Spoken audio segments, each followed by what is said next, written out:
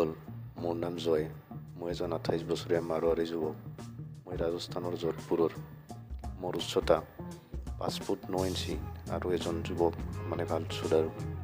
কাহিনীৰ নায়িকা মোৰ সম্পৰ্কীয় বাইদেউ। তাই সম্পৰ্কীয় বাইদেউ যদিও তাই আমাৰ পৰিয়ালৰ সদস্যৰ দৰেই আছিল। মই আগতে কেতিয়াও তাইক তেনেকুৱা চকুৰে চোৱা নাছিলোঁ, কিন্তু এদিন হঠাতে তাই মোৰ ঘৰলৈ আহিল। তাইক অলপ টকাৰ প্ৰয়োজন হৈছিল। মই তাক টকাখিনি দিলোঁ। তাই ক'লে মই 2-4 দিনৰ পিছত ঘূৰাই দিম। মই ক'লোঁ ঠিক আছে, একো কথা নাই। 2-3 দিন পিছত ৰাতি মাল খাবলৈ মোৰ পইচা নাছিল, গতিকে ইফালে সিফালে চেষ্টা কৰি তেতিয়া মোৰ মনত পৰিল যে বাইদেউক মই অলপ টকা দিছোঁ, তাইৰ পৰা টকাখিনি ল'লে মোৰ কাম শেষ। মই তাইক ফোন কৰিলোঁ। তাই ক'লে ঠিক আছে, ঘৰলৈ আহি লৈ যা, কিন্তু এতিয়া আধাহে দিব পাৰিম। মই ক'লোঁ হ'ব, মই গৈ আছোঁ। তাইৰ ঘৰলৈ গৈ দেখিলোঁ তাই ৰুটি বনাই আছে আৰু অলপ কিবা চিন্তিত যেন লাগিছে। মই তাইক আকস্মিকভাৱে সুধিলোঁ, কি হ'ল, কিবা বিচলিত হৈ আছা নেকি? তাই ক'লে মোৰ হাজবেণ্ড 4-5 দিন ঘৰলৈ নাহিব আৰু অকলে থাকিবলৈ ভয় লাগে। তাই এজন ল'ৰা আৰু এজনী ছোৱালী আছে, দুয়োৰে বয়স 10 পৰা 12 বছৰ। তথাপিও এইকেইদিন অকলে থাকিবৰ বাবে চিন্তা হৈছিল। গেছৰ ওচৰত বহি গৰমৰ বাবে ঘামত তিতিছিল তাই। তেতিয়া মোৰ চকু তাইৰ বুকুৰ ওপৰত পৰিল। প্ৰথমবাৰৰ বাবে তাইৰ প্ৰতি কামুক চিন্তা এটা আহিল। ভালদৰে চাওঁতে বস্তুকেইটা ভাল লাগিল। তাইক দেখি যিকোনো ব্যক্তি উন্মাদ হ'ব পাৰিল। মই পিছলি গ'লোঁ। তেনেতে তাই দেখিলে মই তাইৰ গাখীৰ দুটালৈ চাই আছোঁ।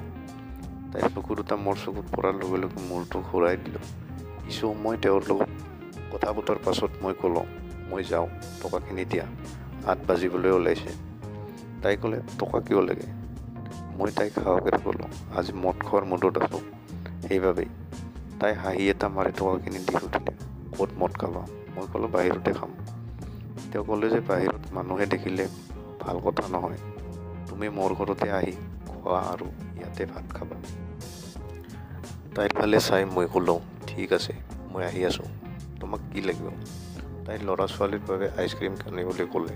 বাইদেউৰ পৰা টকা লৈ মই মোৰ বাবে দোকানৰ পৰা মাক আৰু তাইৰ ল'ৰা ছোৱালীৰ বাবে আইচক্ৰীম কিনিলোঁ। ল'ৰা ছোৱালীবোৰে ইতিমধ্যে ভাত খাইছিল।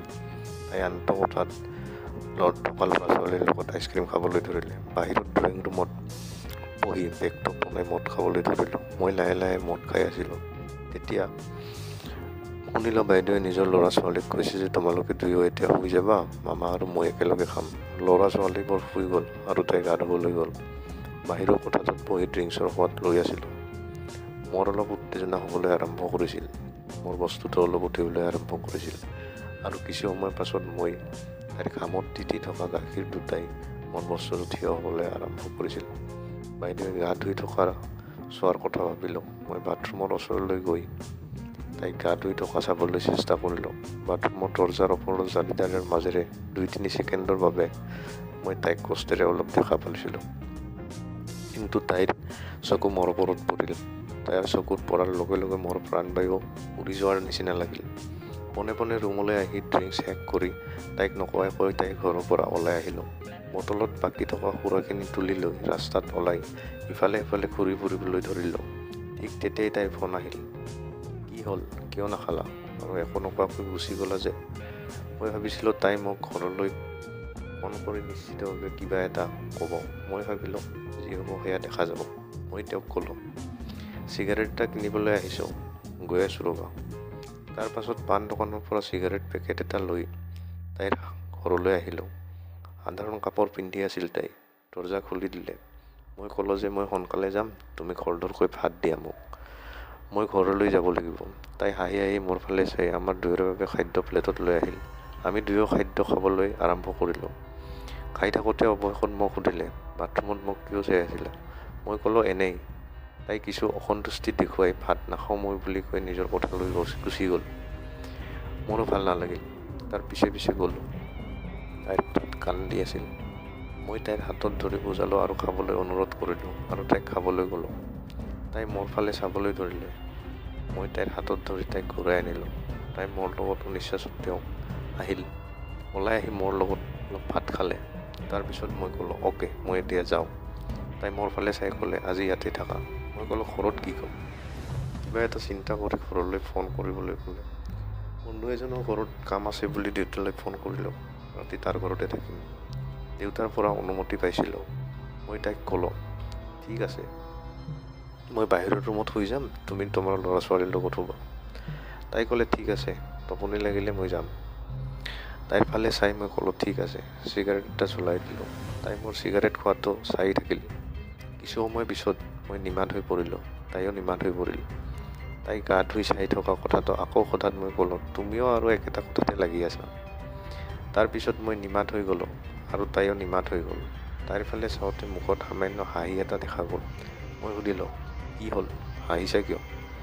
তাই ক'লে, একো নাই, এনেই হাঁহি আছিলোঁ। মই তাইক তেতিয়া শুবলৈ ক'লোঁ। তাই ক'লে, মোৰ টোপনি নাহে, তুমি শুই যোৱা। মই শুই পৰিলোঁ। মোৰ মূৰত হাত থৈ ক'লে, আৰু এনেকুৱা কেতিয়াও নকৰিবা। মই ক'লোঁ, ঠিক আছে, ঠিক আছে। তাই মোৰ মূৰটো আদৰ কৰি থাকিল। তাৰ পাছত মই ক'লোঁ, তুমি বৰ ধুনীয়া, তোমাক চাবলৈ মন গৈছিল, সেইবাবে মোৰ মনটো ৰখাব নোৱাৰিলোঁ। তাই ক'লে, বাথৰুমতে কিয় চাই আছিলা, বাহিৰতো মোক চাব পাৰা। বুজি পাইছিলোঁ যে তাৰ মনতো কিবা এটা চলি আছে। মই সাহস গোটাই তাইক ক'লোঁ, আজি এবাৰ তোমাৰ গাখীৰ দুটা দেখুওৱা, মই আৰু কেতিয়াও একো নকওঁ।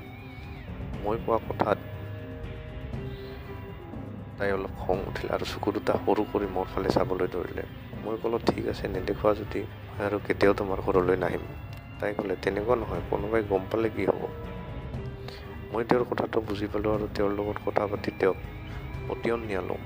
ওপৰৰ ব্লাউজবোৰৰ হুকবোৰ খুলি তাই অলপ দৃশ্য দেখুৱালে। মই ক'লোঁ, মোক গোটেইটো খুলি দেখুওৱা। কিছু সময় ৰৈ তাই গোটেই ব্লাউজটো খুলি দিলে। মই তাইৰ ব্ৰাখনো খুলিবলৈ ক'লোঁ, কিন্তু তাই নাকচ কৰিলে। তাই বুজিবলৈ চেষ্টা কৰি থাকোঁতে মই তাইক ব্ৰাখন ওপৰলৈ তুলিবলৈ ক'লোঁ। ঠিক আছে, খুলিব নালাগে, ওপৰলৈ তুলি দিয়া। তাই মান্তি হ'ল।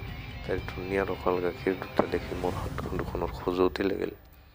তাইৰ ঘূৰণীয়া ডাঙৰ ডাঙৰ গাখীৰ দুটা মোৰ মনোমোহা লাগিছিল। তাইৰ গাখীৰত থকা ক'লা নিপলবোৰ দেখি মোৰ বস্তুটো থিয় হৈ গ'ল।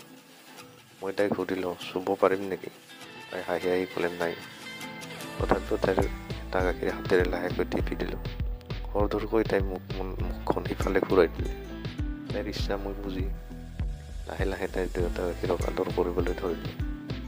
এতিয়া তাইৰ আৰু মোৰ হৃদপিণ্ডন বাঢ়িবলৈ ধৰিলোঁ। লাহে লাহে এটা গাখীৰৰ নিপলত অত দুটা চুপিবলৈ ধৰিলোঁ। কিছু সময় নাকচ কৰিলে, তাৰপিছত একো নকৰে। বাইদেউ গাখীৰ চুপি থাকোঁতে বাইদেউৰ কঁকাল আৰু ভৰিৰ ওপৰত হাত লৰচৰ কৰিবলৈ ধৰিলোঁ, যাৰ বাবে তেওঁ আৰু প্ৰথমে মোৰ মুখলৈ মূৰ তুলি চালে আৰু তাৰপিছত মোৰ ওঠত অত দুটা থৈ দিলে। মই অত দুটা জুপিবলৈ ধৰিলোঁ। এতিয়া কথাটোৰ পৰিৱেশ কিছু গৰম হৈ পৰিছিল। মই লাহে লাহে তাইৰ ভৰিৰ মাজত হাতখন লৰচৰ কৰিবলৈ ধৰিলোঁ আৰু তাইৰ পেণ্টিৰ ওপৰত তাইৰ সেইখন আদৰ কৰিবলৈ ধৰিলোঁ। বাইদেউৰ সেইখনৰ চাৰিওফালে তৃতীয় বুজিল। তাই লৰচৰ কৰিবলৈ আৰম্ভ কৰিছিল। মই তাইক গলাত টানি আনিলোঁ। তাই মোৰ গাত লিপিত খাই পৰিছিল। মই হাতখন তললৈ নমাই আঙুলিৰে তাইৰ ভংগা ঘৰটোত খোজ মাৰিবলৈ ধৰিলোঁ, যাৰ বাবে তাইৰ চকু দুটা আনন্দত বন্ধ হ'বলৈ ধৰিলে। কিছু সময়ৰ পাছত তাইক ক'লোঁ, তলৰ তাইৰ সেইখন চুমা খাবলৈ মন গৈছে। প্ৰথমতে তাই নাকচ কৰিলে, তাৰপিছত ক'লে, মই বাধা দিলে তুমি মান্তি হ'ব নালাগে, যি কৰিব মন যায় কৰা। মই তাইৰ কাপোৰবোৰ ওপৰলৈ টানি দিলোঁ, তাইৰ পেণ্টিটো খুলিলোঁ আৰু জিভৰে তাইৰ সেইখন ভংগা ফুলটো চেলেকিলোঁ। তাইৰ মুখৰে কামুক হুমুনিয়া ওলাই আহিল। মই তাইৰ গোটেই সেইখন জিভাৰে চেলেকিবলৈ ধৰিলোঁ। কামুক হুমুনিয়াবোৰ তাইৰ মুখৰ পৰা ওলাই আহিবলৈ ধৰিলে। এতিয়া তাই নিজেই মোৰ মূৰটো তাইৰ সেইখনত দুহাতেৰে হেঁচা মাৰিবলৈ ধৰিলে। সেইখনৰ পাতবোৰত জিভাখন জোৰেৰে লৰচৰ কৰিবলৈ ধৰিলোঁ। তাৰপাছত হঠাৎ তাই মোৰ মুখত টানি এৰি দিলে আৰু সম্পূৰ্ণ ক্লান্ত হৈ পৰিল।